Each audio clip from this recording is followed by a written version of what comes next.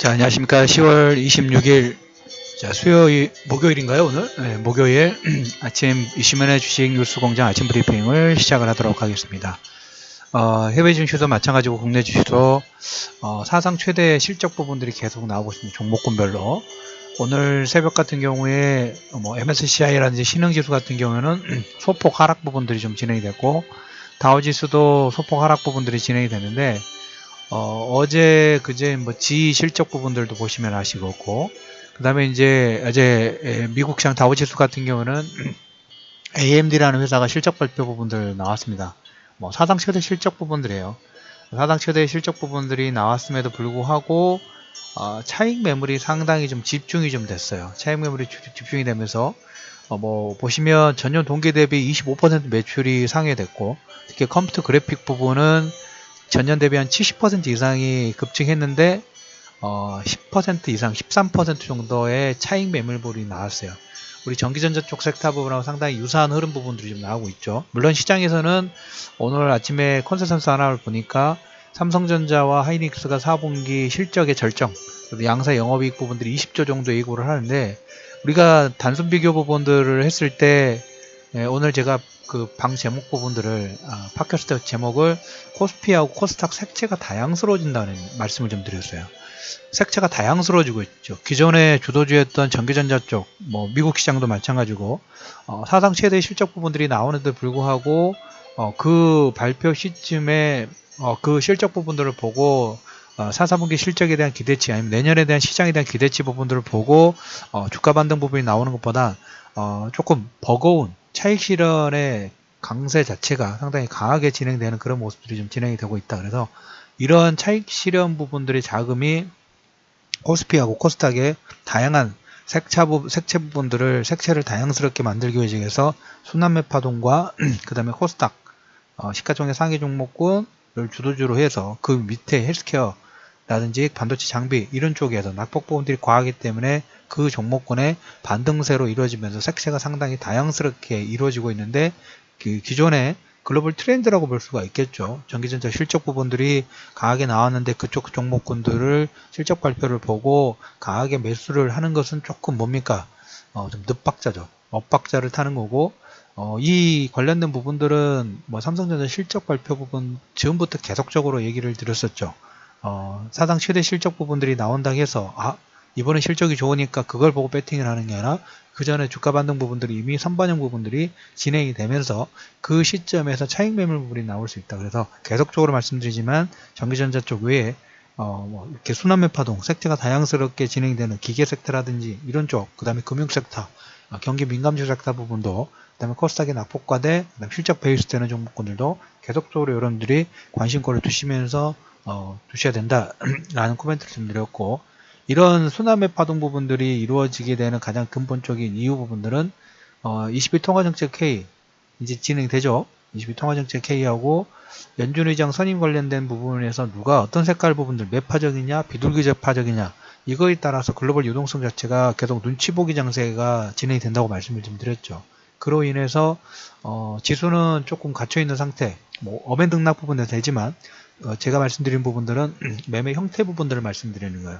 어디 시장 부분들에서 공격적인 매수가 들어온 것보다는 그냥 선물, 파생 쪽에서만 단기 트레이딩 정도 치고 빠지는 전략 부분들만 진행을 하고 있고, 종목 장세, 섹터별 장세만 지금 진행되고 있는데, 20일은 시장에서는 지금 다양한 얘기가 나오고 있습니다. 5월 12월 달까지 600억 달러 정도의 그 자산 매입 부분들을 진행하고 있는데, 이 규모를 조금 줄이면서 그 매입 기간을 조금 지금 시장에서는 6개월, 9개월 정도 연장하는 방안들이 좀 나오고 있어요. 그래서 어떤 그 보고서를 보니까 항상 급격하게 진행되면 이건 좀 그렇다고 말씀을 좀 드렸죠. 그래서 독일 국채 금리가 상당히 중요한 부분들인데 독일 국채 금리가 안정적으로 현재 0.5% 정도를 유지를 하려면 시장에서는 이걸 한 300억 달러 정도 규모하고 9개월 정도 연장하면 현재 규모가 유지가 되지 않을까, 최상의 시나리오가 아니라 하는 어떤 시나리오 부분들을 좀 제시를 했던 그 케이스가 있습니다. 그래서 이 부분은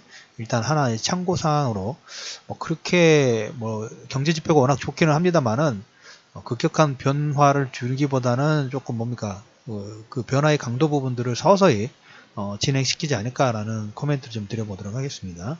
어제 미국의 그 증시는 일부 차익 부분들이 좀 진행됐고, 달러 같은 경우에 지금 뭐 94선 근접했었죠. 93.65 달러 인덱스 기준으로 달러가 약세가 되고 유로화가 살짝 반등 부분들이 좀 나오고 있고, 유가는 지금 51달러 선 전후에서 지금 움직이고 있고, 여기서 이제 보실 부분은 연준 의장에 대한 코멘트가 제가 최근에 이제 그 방송 못 들으신 분들은 연준 의장이 누가 되느냐 시나리오에서 한번 밝혀드린, 체크를 해드렸던 부분 다시 한번 못 들으신 분들은 들으시고, 공화당은 지금 공화당은 테일러 교수를 원해요.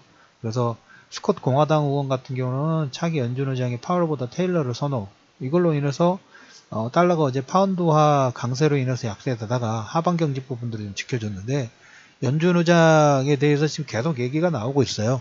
트럼프는 뭐 공개석상에서 한번 우스갯소리로 오찬에서 둘 중 선택 한번 해봐라 거수해봤다는 그런 내용도 있고, 그 다음에 지금 현재 연준 의장, 앨런 연준 의장의 연임 가능성 부분도 계속 나오고 있기 때문에 이 부분은 다음 주 후반 11월 초 정도에 발표 부분이 나오기 때문에 그 내용이 나오기 전까지는 글로벌 전체적으로 현재 코스피하고 코스닥 색채가 다양스러워진다는 얘기를 드렸죠.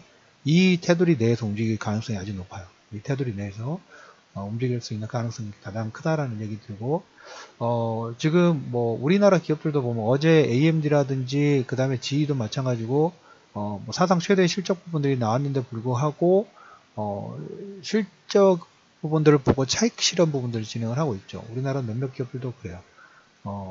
지금 뭐 LG 디플 같은 경우에 지금 실적 부분들이 양호하게 나왔는데 향후에 투자 관련된 부분, 그리고 지금 아직 불확실성이 좀 남아있죠. 정부에서 투자 허가, 이것도 아마 이번 주나 늦어도 다음 주 정도에 어느 정도 가부가 표면화될 가능성이 상당히 좀 높을 것 같아요. 그래서 LG 디스플레이 같은 경우는 최근 한 15% 이상의 하락 부분들이 중국 투자권의 제한으로 인해서 하락폭이 나왔기 때문에 이 불확실성이 어떤 식으로 풀리냐에 따라서 하락폭에 대한 반등이냐 아니면 이게 조금 더 지연되느냐, 이런 흐름 부분들이 좀 나올 것 같습니다.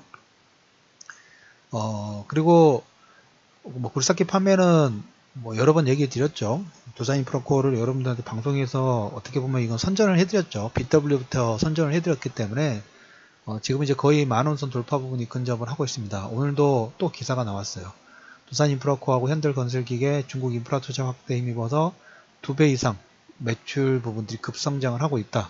실적과 향후의 기대치 부분도 동시다발적으로 진행이 좀 되고 있다라는 얘기 드리고, 자동차 관련된 부분에서 우리가 신재생 에너지, 뭐 전기차라든지 수소차 관련된 부분들이 나오고 있는데, 지금 도요타 쪽에서 수소차 한 번 충전으로 1000km 주행거리를 지금 만든 것 같아요. 1000km. 그래서 현대차보다 이건 훨씬 더 앞서는 기술이에요. 지금 현대차 같은 경우에는 지금 600km가 넘지는 못해요.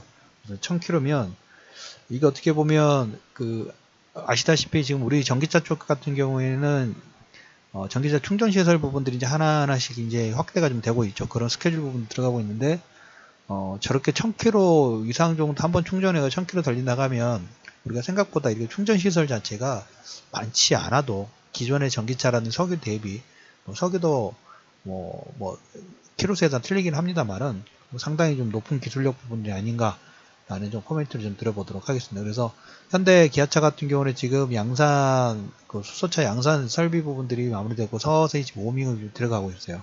워밍업이 들어가고 있다는 얘기 코멘트 한번 드리고, 그 다음에 이 시진핑 관련된 부분은 제가 추후에 한번 더 얘기를 해보고, 시장 예상대로 거의 독재 체제로 지금 진행이 좀 되고 있어요. 1인 천하가 되면서 차기 원래 선임 부분들을 좀 합니다. 미리 한 5년 정도. 그런데 그것도 안 했어요.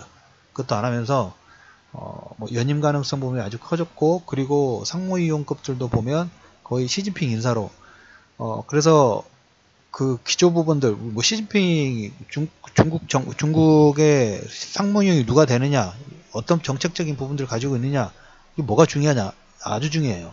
아주 중요하다고 여러 번 얘기를 드렸죠. 그래서 정치에 관심이 있어가 아니라 저런 영향 부분들이 주식 투자의 큰 방향과 상당히 연관성 부분들을 가지고 있기 때문에 뭐 순위파, 시아파 이런 역사라든지 그 다음에 군사 그런 부분들을 분석을 하는 거지 그냥 계속 관심을 두는 게 아닙니다. 그래서 S&P 1인치 하나 부분들은 시장 예상대로 더 강력해진 독점 체제 부분들로 독재 체제 부분들로 진행이 좀 되고 있다. 그래서 거기에 나오는 정책적인 부분들은 절대 거기에 반하는 투자 부분들은 하시면 안 된다는 얘기를 좀 드려보도록 하겠습니다. 자, 오늘 그 얘기 좀 드리면서 삼성전자 자사주 매입 부분들 진행되고 있고 OCI 같은 경우에 지금 초대 회장 분이 돌아가시는 바람에 최근에 주가 반등 부분들 지분 때문에 조금 나중에 불협화한 부분들이 나올 수 있을지 모르겠습니다만 개성상인이기 때문에 뭐 그렇게까지 되진 않을 것 같지만 개성상인 출신이에요. 그쪽 집안들이. 그래서 그렇게 될 것 같지는 않지만 최근에 주가 반등 부분들은 실적에 대한 기대치 부분도 있지만 이것도 약간 좀 반영이 좀 되는 것 같아요. 그 부분 체크해 놓으시고 유통주들도 지금 반등이 좀 나오고 있고 그 다음에 이렇게 일단 볼게요. 오늘도 뭐 SK하이닉스랑 네이버, 현대차, 포스코 그 다음에 LG전자 이런 좀 회사들이 이제 실적 발표 부분들이 나옵니다. 그래서 우리가 기본적으로 만도라든지 그다음 LG생활건강처럼 최소한 물론 AMD하고는 반하긴 합니다만 우리나라 종목군들은 뭐 사드 영향이라든지 이런 종목군들 워낙 낙폭 부분들이 컸기 때문에 저게 AMD라든지 몇몇 종목군들이 차익 실현이 집중되는 것은 이미 주가 반등 부분들이 상당히 강하게 나왔기 때문에 거기에 대한 차익 매물이 추리가 되는 그런 선상으로 보시고 그리고 그 외에 실적 발표 부분들이 우리나라 기업들의 경우에는 기존 예상치라든지 전년 동기 대비 한 20-30% 이상의 컨센서스, 서프라이즈 부분이 나오면 낙폭 부분들에 대한 저기는 차익 실현, 올라온 종목은 차익 실현이지만 밑에서 움직이지 못했던 종목군들은 밸류상의 업그레이드의 그런 차원으로 반등이 나올 수 있다. 그래서 다음 주와 다음 주 그 연준 의장이 나오기 전까지는 코스피어, 코스닥의 색채가 다양스러워지니까 이런 쪽에 매매 부분들을 관심권을 두실 필요가 있다라는 얘기를 드리면서 10월 26일 이시메라 주식뉴스공장 아침 브리핑을 마무리하도록 하겠습니다. 자, 오늘도 즐겁고 즐거운 하루 시작하시고요. 자, 오후장에 뵙도록 하겠습니다.